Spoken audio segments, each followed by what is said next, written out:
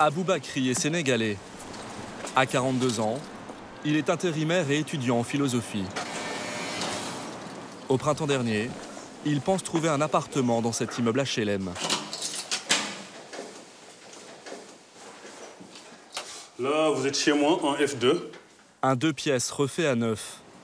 Pourtant, Aboubakri n'y a apporté aucun meuble. Il a obtenu les clés du gardien, mais il n'a jamais reçu de bail et ne paye donc pas de loyer. Ici, c'est la chambre à coucher. En fait, ce logement est illégal.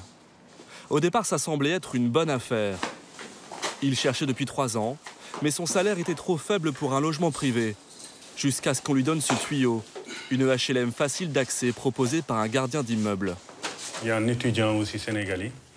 C'est lui qui m'a informé de cela. Il m'a dit, bon, écoute, il y a cette opportunité qu'il y a à travers un gardien d'immeuble de pouvoir rapidement accéder au logement. Un soir, sans prendre rendez-vous, Aboubakri se décide à aller voir le fameux gardien dans sa loge en bas de cet immeuble. Lui aussi est sénégalais. Moussa Ndao le reçoit tout de suite et ne semble pas du tout étonné par ce qu'Aboubakri va lui demander. Ben, je lui ai dit, bon voilà, il y a longtemps effectivement que je cherche un appartement et que je ne parviens pas à en trouver. Il m'a dit, il n'y a pas de problème, ça ne tient qu'à toi. Il me dit, vous voyez là, il y a de grands appartements. Donc là, je pourrais vous donner un F4 là, si vous voulez. En échange de quoi? D'argent, bien sûr. Il avait des fourchettes de prix en fonction des standings visés. Pour un F4, il avait même demandé 7 500. J'ai dit que je ne pouvais pas. Pour un F3, c'était 4 500. Est-ce que vous lui avez donné de l'argent? Ah, bien sûr. Combien? Je lui ai donné 6 500 euros. Pour cet appartement? Parce que cet appartement, c'était pour un F4. Contre 6 500 euros, en liquide, Moussa Ndao aurait promis un grand appartement avec un bail légal. En attendant, dit-il, qu'un F4 se libère, il donne les clés du F2. Mais première surprise pour Aboubakri, le F2 n'est pas relié à l'électricité.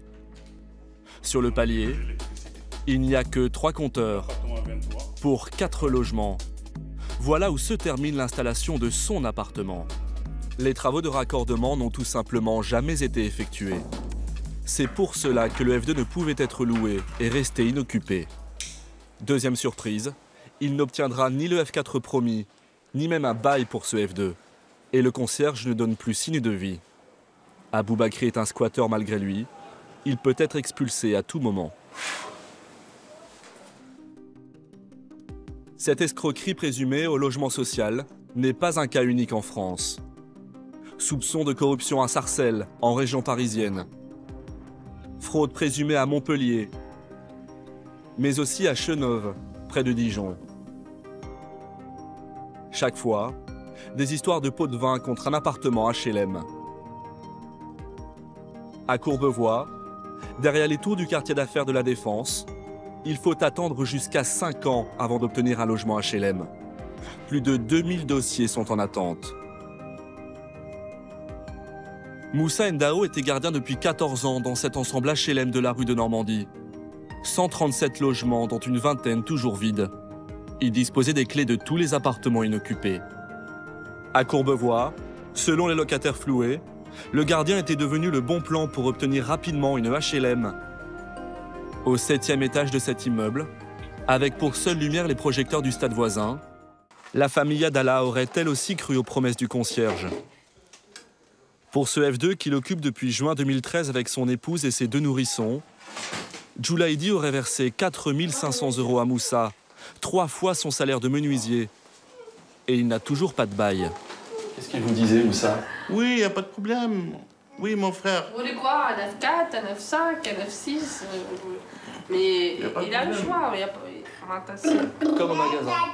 On dirait c'est lui, service HLM. Pourquoi avoir donné cet argent? Parce que j'avais pas d'autre choix. Comme je vous racontais, quand tu pars dans une agence immobilière, tu poses ton dossier et tu trouves beaucoup de gens qui ont visité et enfin ils choisir les gens qui ont le plus de salaire et toi, tu seras refusé. En 6 mois, le gardien aurait ainsi trompé une vingtaine de locataires et reçu plus de 100 000 euros. En juillet dernier, exaspérés, sans aucune perspective d'obtenir un bail, une dizaine de victimes portent plainte. Immédiatement, Moussa quitte la ville avec sa femme et ses 2 enfants, avant même que la police puisse l'interroger. Il est retourné au Sénégal. Il habitait ce logement de fonction au rez-de-chaussée de l'immeuble. Son appartement a depuis été placé sous scellé. Avant même les plaintes, les locataires légaux suspectaient depuis longtemps l'existence d'un trafic. Roger habite l'immeuble depuis 10 ans. Lui a un bail pour son appartement qu'il a obtenu normalement. Il estime pourtant avoir été floué depuis qu'il a reçu sa facture d'eau. Normalement, il paye chaque mois 171 € pour lui, sa femme et ses 6 enfants, une somme déjà énorme. Mais cette année, on lui réclame en plus 1 633 €. Pour Roger, c'est la faute aux occupants illégaux de l'immeuble. La consommation ici est collective. Après, on va faire au prorata de personnes qui habitent dans les appartements. Mais comme les squatteurs ne sont pas reconnus par l'office, mais qui payent? C'est les légaux, les gens qui sont là légalement. Donc vous auriez payé pour les autres? Exactement. Et ce n'est pas tout. Roger, comme tous les autres locataires, n'a pas non plus accès aux caves. Selon eux, Moussa sous-louait aussi le sous-sol. C'était le gardien qui avait les clés pour tous les locataires. Il ne nous les a jamais données. Pourquoi? C'est la grande question. Selon vous, il y a des gens qui vivaient dans ces caves? Mais non, je pense que oui, il y a des gens qui vivaient dans les caves. Ou alors qui venaient que pour dormir. Soupçonné d'être un escroc, Moussa était-il aussi un marchand de sommeil? Ces caves, nous avons pu les visiter. Rien ne permet d'affirmer clairement que des gens ont vécu ici, mais on y trouve de nombreux matelas en bon état, des frigos et des canapés qui n'appartiennent pas aux locataires officiels. Les habitants veulent des explications et dès 2010, ils envoient des courriers à l'office HLM. Les caves et le local à vélo sont à la jouissance exclusive du gardien. Vous trouvez ça normal? Nous payons la taxe d'habitation sur ces caves. Je vais entamer une procédure judiciaire. Des courriers restés sans réponse, jusqu'à la plainte des locataires en juillet dernier pour escroquerie. Fin septembre, les locataires légaux sont conviés au siège de l'office HLM pour une explication. Les squatteurs se présentent eux aussi, mais sont priés de rester dehors. La réunion, c'est pour les gens qui ont un bail locatif avec l'office. On est pour un con quoi? Tout à l'heure, je suis assis ici, on est là comme des moutons, on nous dit attendez, attendez, attendez. Il n'y a pas d'attendez, madame, ça y est, c'est bon. Non, on se calme pas. Non, on se calme pas. Là, c'est pas possible. Après 10 minutes de tractation, les illégaux finissent par sortir, comme Samira, vendeuse à la Défense, qui affirme avoir donné 3 500 € au gardien. On se retrouve dans une situation où personne nous parle, on nous néglige, on a l'impression qu'on n'est pas des humains, quoi. Pourtant, on fait rien de mal. On travaille comme tout le monde. Voilà. Maintenant, on sait qu'on a mis une certaine somme et qu'il fallait pas, mais bon, c'est la vie. C'est comme ça. 2 heures plus tard, à la sortie de la réunion, c'est la déception aussi pour les locataires légaux. Voilà. Ils ont laissé faire. Ils ont laissé faire. Que répond le PHLM? Apparemment, rien du tout. Rien de concret, rien qui aille dans le sens que nous puissions avoir un éclaircissement. Les locataires ne sont pas les seuls à s'être posé des questions. En 2012, un rapport confidentiel du ministère du Logement pointait déjà des dysfonctionnements rue de Normandie. Les données de décembre 2011 font état d'une vacance supérieure à 12 mois concernant 24 de ces logements.